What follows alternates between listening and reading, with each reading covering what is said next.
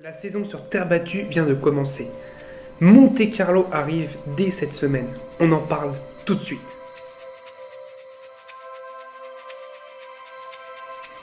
Salut à tous, j'espère que vous allez bien. Je suis très heureux de vous retrouver pour cette nouvelle vidéo. Aujourd'hui, on va parler de la saison sur terre qui va débuter jusqu'à Roland-Garros, qui se déroulera en juin. Donc jusqu'au 15 juin à peu près, nous ne serons que sur de la terre battue.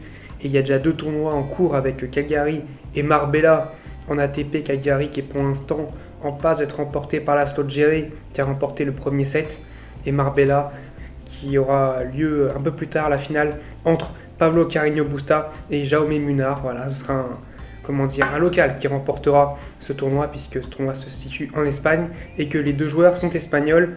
Mais ce qui nous intéresse, c'est ce tournoi qui commence dès aujourd'hui, dès ce dimanche jusqu'à dimanche prochain, Monte Carlo, le premier Master 1000 sur terre battue, un Master 1000 agréable, à chaque fois l'ocre, magnifique à voir, le décor de Monaco qui est toujours exceptionnel à voir. Malheureusement, pas de public pour cette année. Fabio Fognini qui devra défendre son titre, parce que oui, Fabio Fognini a remporté Monte Carlo en 2019 en battant en demi-finale Rafael Nadal notamment. C'est quand même une petite victoire. Et Dusan Lajovic en finale, une finale très surprenante qui avait surpris beaucoup de monde. Lajovic qui avait battu Medvedev, qui avait battu Dominic Thiem notamment. Dominic Thiem qui ne sera pas présent, tout comme Gaël Monfils et Roger Federer. C'est les 3 absents de marque un petit peu de ce tournoi. Et on va tout de suite parler pour moi des premiers tours à regarder absolument.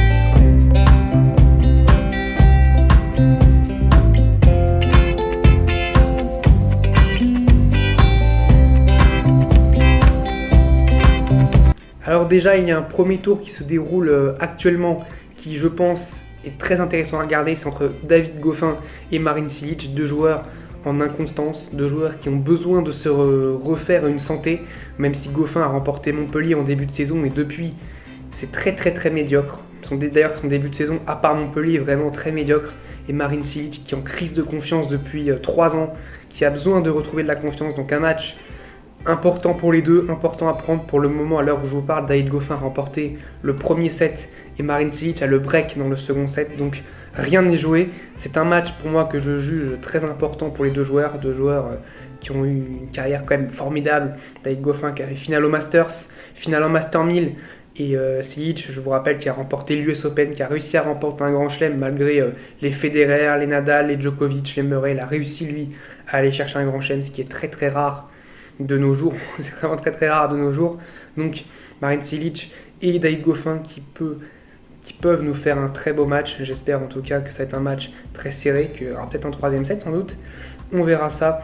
2e match pour moi important à voir, c'est Musetti contre Karatsev, puisque Musetti, j'en ai parlé dans ma vidéo sur les pépites qui vont arriver au tennis, qui vient de perdre en quart de finale de Cagliari contre la Slogeri, donc peut-être le vainqueur du tournoi, qui jouera Karatsev. Intéressant de voir ce que Karatsev peut nous faire sur terre battue, à voir ce qu'il va nous faire. Sa série en Challenger qu'il avait remporté, il avait remporté pas mal de matchs sur terre battue, donc c'est un bon joueur sur terre battue. Mais à voir dans un niveau Master 1000 ce que peut nous réserver Karatsev, surtout notamment en plus le vainqueur de ce match aura direct un très gros poisson, puisqu'il se retrouvera face à Stefanos Tsitsipas. Donc déjà 2 matchs compliqués pour l'un des deux, Musetti Karatsev, un match qui va être très intéressant. Un autre match intéressant, Félix Auger-Aliassime contre Cristian Garin. Je pense que vous le savez tous, Félix Auger-Aliassime qui est maintenant coaché par Tony Nadal, l'oncle de Rafael Nadal, qui l'a coaché pendant plus de 15 ans. C'est grâce à lui si Rafael Nadal a ce niveau-là aujourd'hui. Donc ça va être une relation très intéressante à voir entre Tony Nadal et Félix Auger-Aliassime, qui joue Cristian Garin, qui sur terre battue est un client, est un très bon client même. Cristian Garin, le Chilien, toujours compliqué à prendre sur terre battue. C'est même Cristian Garin qui est tête de série sur ce tournoi, qui est tête de série 16, et pas Félix Auger-Aliassime. Donc sur le papier du classement, c'est Cristian Garin qui est plutôt favori, mais je pense que c'est quand même un match qui est plus sur du 50-50, où ça peut vraiment en jouer pas mal, mais avec Tony Nadal, Félix Auger-Aliassime peut peut-être avoir un avantage justement d'expérience. Il peut acquérir de l'expérience avec Tony Nadal, c'est évident, surtout sur terre. Tony Nadal, il a quand même remporté 10 Roland Garros en étant coach de Rafael Nadal. Nadal quand même a gagné 300 lui, mais mine de rien, il sait comment gagner des grands tournois, Tony Nadal. Donc ça peut être très très intéressant. Un autre match très très très intéressant à suivre, c'est le match nordique, on va dire, entre Casper Ruud et Holger Rune. Holger Rune, un Danois qu'on ne connaît pas trop encore, mais qui est super jeune, qui est vraiment un des futurs du tennis aussi. Je n'ai pas parlé dans ma vidéo parce que j'avais pas le temps de parler de tout le monde, mais je pense que ça va être un futur grand aussi du tennis à suivre contre Casper Ruud, qui est aussi lui en pleine ascension. Donc un match vraiment à suivre, Casper Ruud contre Holger Rune. Un match qui peut être très intéressant, faut pas confondre les deux. Il y en a un, c'est Ruud, R-U-U-D, et Rune, R-U-N-E. Deux joueurs différents, mais peut-être au destin similaire.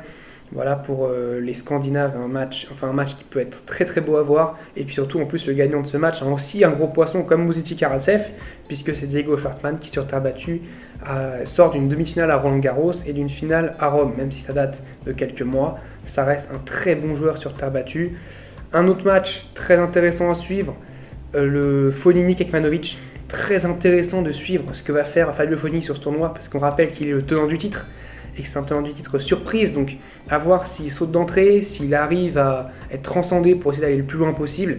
Le tableau de Fognini qui n'est pas évident, même s'il a Medvedev en soi, sa tête de série, Medvedev qui sur terre battue on sait est pas très bon, mais ça reste tout de même, Medvedev peut quand même sortir quelque chose sur terre. Il a déjà réussi à faire des résultats sur terre, il a battu Djokovic à Monte Carlo, il a fait finale à Barcelone par exemple contre Team, donc Medvedev, même s'il passe pas un tour à Roland Garros, ça reste quand même un joueur intéressant à jouer sur terre, qui peut faire des choses, même s'il doit largement progresser. C'est sûr, tu passes pas un tour à Roland Garros, c'est qu'il y a un problème, il doit largement progresser, mais déjà Kekmanovic, ça va pas être un cadeau pour un premier tour, donc j'espère que Fognini va être d'aplomb direct, parce qu'à Calgary, il s'est pris, à Marbella, pardon, il s'est pris 6-1, 6-2 par Jaume Munar, donc ça fait mal.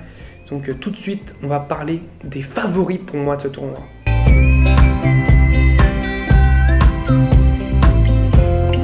Alors sans surprise pour moi, le grand favori de ce tournoi, c'est Rafael Nadal. C'est un peu logique, Rafael Nadal qui en plus a un tableau, je trouve, favorable avec Mannarino, un qualifié comme premier tour. Mannarino, on sait, pas à l'aise du tout sur terre battue, et puis un qualifié sera peut-être un spécialiste de la terre, mais bon, Rafael Nadal ne perdra pas ce match-là. Derrière, la tête de série potentielle qui pourra rencontrer en 8ème, c'est Dimitrov, qui on sait est un joueur très inconstant, il n'est pas un joueur de terre battue. En quart, ça pourrait être Andrei Rublev ou Roberto Bautista Agut, logiquement. Roberto Bautista Agut qui peut être pénible à jouer, Rublev aussi, mais c'est quand même Rafael Nadal. Il n'a pas joué depuis l'Open d'Australie, donc il va être, je pense, très très en forme. Il va avoir l'écro pour ce Monte Carlo qui lui tient à cœur. Il sort quand même, il a une revanche à prendre après sa demi perdue contre Fabio Fognini. Et puis en plus, en demi, ça pourrait être Medvedev, Schwartzmann qui n'est pas évident à jouer, Nadal qui n'aime pas jouer Diego Schwartzmann. Ou pourquoi pas Fabio Fognini, s'il arrive à faire un très beau parcours. Ça pourrait être Fabio Fognini en demi-finale, peut-être une revanche, même si ça va être très compliqué pour moi, je pense, pour Fabio Fognini. Et puis en finale, bien sûr, alors là, il y a plein de monde, hein. Novak Djokovic, Berrettini, Zverev, Tsitsipas. Je vous donne les têtes de série principales du haut de tableau. Ensuite, pour moi, viennent les Djokovic, Tsitsipas et Zverev. Je les mets pour moi dans la même case, parce que Djokovic, on sait qu'en ce moment, les Master 1000, ça l'intéresse plus trop. Il s'occupe plus des grands chelems, donc je pense que Monte Carlo, par exemple, s'il se met à perdre un set, je sais pas, contre Zverev, admettons en quart, il perd le premier set, est-ce qu'il va aller se fatiguer pour aller chercher un deuxième set, surtout que le tableau de Djokovic, il n'est pas évident du tout. Il pourrait rencontrer Yannick Sinner dès son premier tour, il pourrait rencontrer ensuite Hubert Hurkacz, même si Hubert Hurkacz sur terre c'est moins bon, mais Hubert Hurkacz qui, je pense, a la confiance là, puisqu'il a remporté, je rappelle, le Master 1000 de Miami. Ensuite, Zverev en quart, ou pourquoi pas un Goffin, un Cilic, mais un Zverev en quart pourrait être non plus ne pas être un cadeau. Zverev qui a déjà remporté des Master 1000 sur terre. Et puis pourquoi pas Tsitsipas en demi. Le tableau de Djokovic est franchement très compliqué par rapport à celui de Nadal. Quand on pondère à celui de Nadal, franchement, Rafael Nadal a un tableau vraiment hyper simple par rapport à celui de Djokovic. Donc pour ça, Djokovic, je le mets moins dans les favoris. Mais Tsitsipas, pourquoi pas Tsitsipas, même s'il pourrait jouer Musetti ou Karatsev au second tour, ce qui ne sera pas un cadeau. Mais pour moi, largement, c'est quand même Rafael Nadal qui a le meilleur tableau. Alors déjà, c'est le meilleur sur terre, même s'il avait un tableau un peu compliqué.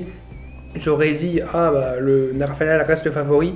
Mais là, avec un tableau, je trouve, très très ouvert pour Rafael Nadal, au moins jusqu'aux demi-finales. Je pense qu'il n'y a personne qui peut le déranger jusqu'aux demi-finales. Et encore, Rafael Nadal, pour moi, va au moins en demi-finale de toute façon. Nadal, dès qu'il perd en demi-finale, même en finale, s'il perd en finale, c'est un échec pour beaucoup. Pour beaucoup, Rafael Nadal, s'il ne remporte pas Monte Carlo, ça va être un échec. Donc Rafael Nadal n'a pas le choix, il doit gagner, sinon ce sera un échec. En tout cas, on suivra ce tournoi de Monte Carlo très vite. Ça se déroule cette semaine sur Eurosport. Je vous dis salut à tous, portez-vous bien.